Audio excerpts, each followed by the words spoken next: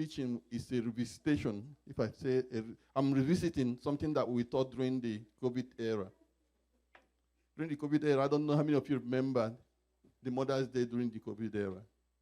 How many of you remember Mother's Day 2020? How many of you remember, by show of hands, how many of you remember Mother's Day 2020? That was in the midst of the pandemic.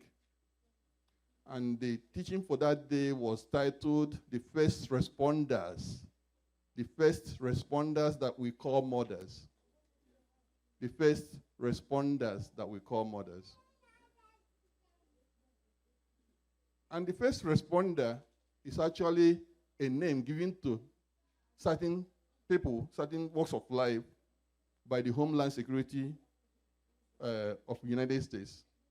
It's coined by the presidential directive, they call it HSPD 8 verse 3. And it refers to those individuals who, in the early stages of an incident, are responsible for the protection and preservation of life, property, evidence, and environment. It refers to those individuals who, in the early stages of an incident, are responsible for the protection, preservation of life, property, evidence, and the environment. And one will ask, how does this relate to mothers? But I want you to take a minute and ponder on that definition. Those who are responsible in the early stages of an incident for the protection, preservation of life, property, evidence, and the environment. Typically, first responders, as they are named, comprise of law enforcement officers, state troopers, deputies, federal agents, school resource officers, paramedics, emergency medical technicians, firefighters, rescuers, military personnel, and sanitation workers. Those are the people who go in when there's an incident, be it terrorism, or be it a nuclear. They are the ones that go in first and they respond. So those individuals, think of your mother as an individual who from their conception, remember it says it is those who in the early stages of an incident are responsible for the protection.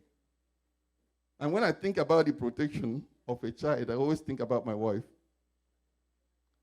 I know she's going to look at me and frown, but that's okay. I'm going to use that as an example anyway. You know, when we started having children, the first few months, my wife will never let you touch the child. She will not let you touch that child. She will hold him as if he was an egg. And you will never, if you say, can I help you? You say no. But I'm not going to tell you why, she decided afterwards to relinquish the child to other people. When you think about preservation of life, think about your mother. How does your mother after this, I'll go into Bible verses to buttress what I'm saying. Think about preservation of life. How do you think, what do you think about your mother as a preserver of life? Mothers can protect you with their life. The song that we just sang said, "Sweet mother, I'm not going to forget you for this suffer way you suffer for me. If I don't eat, my mother no go eat. If I don't sleep, my mother no go sleep. She know that, tired. Sweet mother, I never forget what you've done for me." So mothers are preservers of life. I remember when I was very young, and the story was told that there was a rancor between my mom and one of her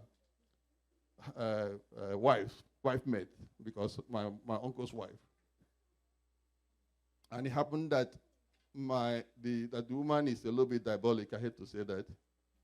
And then, but what she did not know was that her driver was my mother's cousin. She didn't know that. She did not know that. So they were coming to our house, and she prepared a very good, because I used to, I still eat a whole lot. That's why my tummy is protruding. So I loved to eat as a child. So this woman prepared something very delicious. And when I saw this thing, I started crying for me to. But then the driver said to my mom, don't eat this thing. Don't give it to him, because I can tell you where we went before we came here. I wouldn't advise you to give. But so what I'm saying is this. My mother, knowing that, did not give me that food. To preserve my life, you know what she did? She opened the dustbin and poured the food there. And not only was I a big eater, I was also a good sleeper. I can go to sleep in the twinkle of an eye. So when I started to sleep, the woman was looking at me. She said, how come this child is sleeping so long? Then when I woke up, she was bamboozled. Let me use that word, bamboozled. She was confused. She was like, how come this thing that I did not touch him? But because my mother was a preserver of life. Some mothers, and one thing about preserving life is that you have to have destiny helpers, because you cannot always fight the battle alone.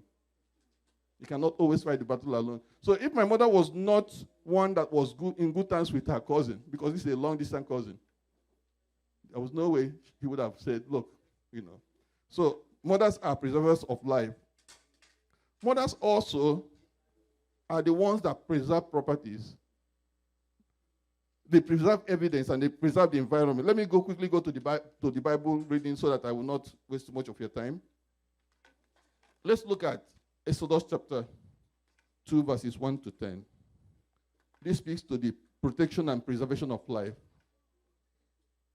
Exodus 2, verses 1 to 10 speaks to the protection and preservation of life.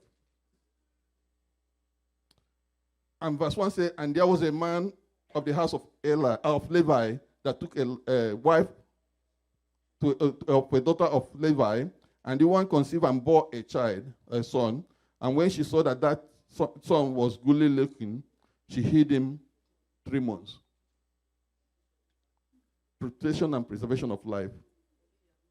This story, the background of this story is when Pharaoh was killing all the male children of Israel, those who were in captivity.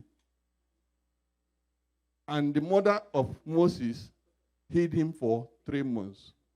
In verse 3, it says, and when she could no longer hide him, she took for him an ark of bulrushes and doubled it with slime and with pitch, and put the child therein, and she laid it in the flags of the river's brink. And his sister stood far off to wait what would be done to him. So not only did the mother hide the child, but the mother also had a watchman, the sister, looking out for what will happen to this child. That is protection and preservation of life. And you know what happened? You know what happened afterwards? Pharaoh's daughter saw him and liked his countenance and wanted to have him as a son and looked for somebody to take care of him. And what happened? The sister recommended the mother of the child to take care of him. And and Moses grew up in Pharaoh's house, learning all the wisdom of the Egyptians, and also became a prince among the Egyptians.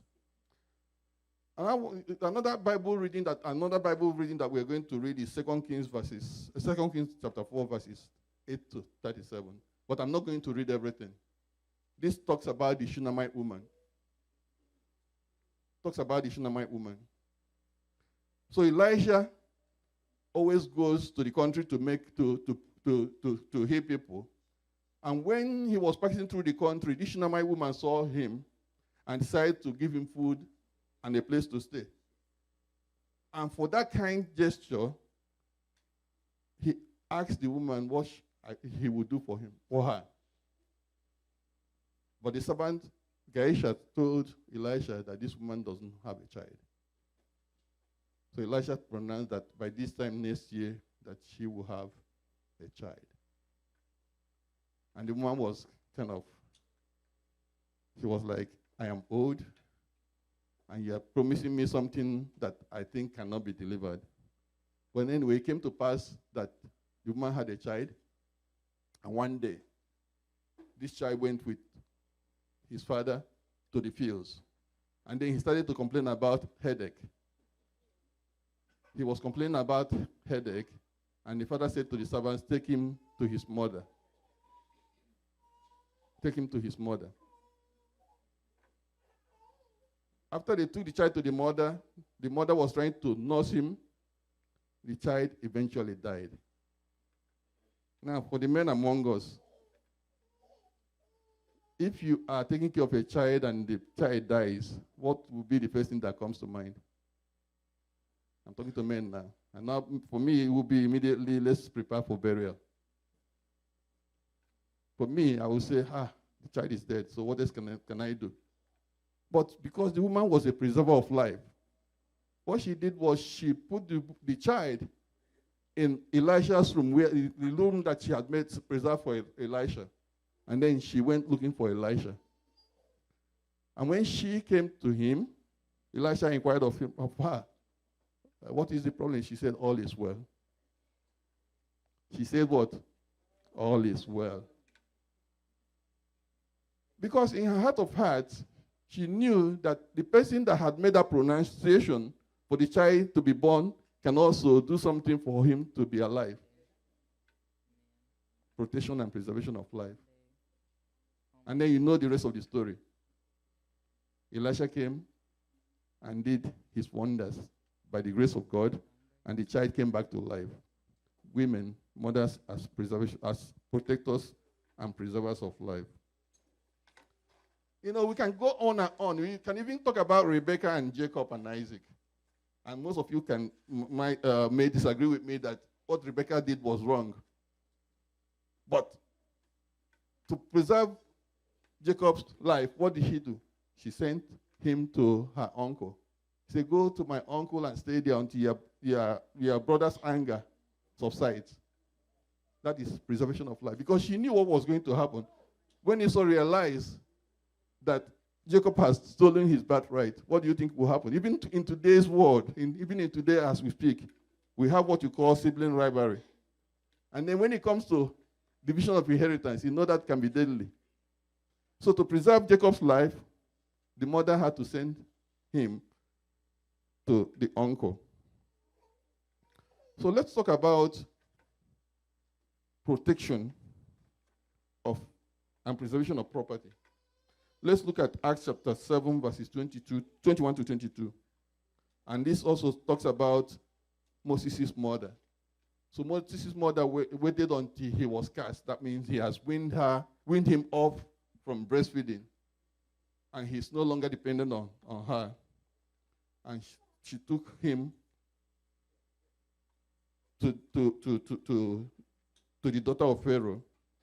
And there, but before she took him there, you know that she had already taught him the ways of the Jews, the ways of the Jews, so that when he grew up, he said, teach a child the way he should go, right? When he grew up, he will never do what? Depart from it. That is preservation of life and property. If you want, you know, and we can go back to the reading of today. We can go back to Proverbs chapter 31, verse 10 to 31. When you look at everything that was said about a virtuous woman, that speaks to many things. Everything that I have named so far, it speaks to preservation of life, it speaks to preservation of property. Let me read just a few.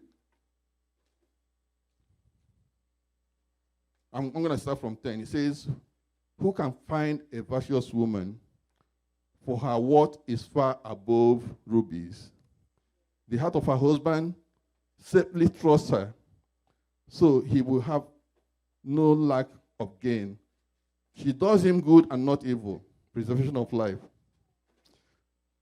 She seeks wood and flax and willingly works with her hands. She is like the merchant ships. She brings her food from far off. She also rises while it is yet night and provides food for her household and a portion for her maidservants. She considers a field and buys it. She does what? Considers a field and buys it. And from her profits, she plants a vineyard. So not only is she a go-getter, but she's also a preserver of property. She finds a good land, so to speak, and she will buy it. And then she will proceed to plant what? A vineyard. So I don't know about you. I don't know about you, but I can, I told Pastor that I don't really like to talk about my mother because it brings tears to my eyes. Think about a single mother. My mother was not a single mother by choice. She was not a single mother by choice, but at 35 years old, my father passed, and she was left with 6 children. And by the grace of God, because it's by the grace of God, she was able to navigate through our adolescent years, especially the boys. Especially the boys. At the time, I was 13 years old, so it wasn't like a grown-up man. And I was stubborn in my ways. I was very stubborn in my ways, I had to say that. But she managed all that. Not only did she preserve me from the scourge of the tongue. The scourge of the tongue. Because, when you don't have a father in your life, people are going to talk. Even I know that there was an uncle of mine that used to call me a prodigal son. And my mother would pinch me, say, don't say, because if you say something about me, I'm going to fight back. And my mother would pinch me and say, don't say anything. So one day I called my uncle. I said, Papa, I called him Papa. I said, Papa, I know in the Bible there was this prodigal son that asked of his inheritance while the father was alive. I said, what would you call me a prodigal son? My father is dead, and I don't have any inheritance. So how am I a prodigal son? And my mother will say, you are talking too much. I said, Mom, let me talk. But she was doing all that to do what? To protect me. Because when you don't have a father, there are, people, and also when you also are seen as a threat, then your life is in harm's way. So my mother made sure that I did not go close to my uncles. My paternal uncles were not that close to me. So I grew up in my mother's village. Just like Rebecca sent Jacob to the uncle so that the Esau's anger will subside. My mother took it upon herself to take me to her village. And it was from the village that I came to the United States. And and when I look back and say, if my mother had sent me to my father's village, with my mouth. So mothers are what? Are protectors and preservers of life. On this note, I would just like to end by thanking our mothers for being who they are and praying that God will continue to be with you. Your labor of love will never be in vain, and God will continue to increase you, continue to satisfy your thirst. Whenever you are hungry, your thirst will be quenched in the mighty name of Jesus. You will never lack anything good in the mighty name of Jesus. You will continue to move from glory to glory in the mighty name of Jesus. And that foundational turnaround that we are looking for, it will begin with you in the mighty name of Jesus. In Jesus' mighty name.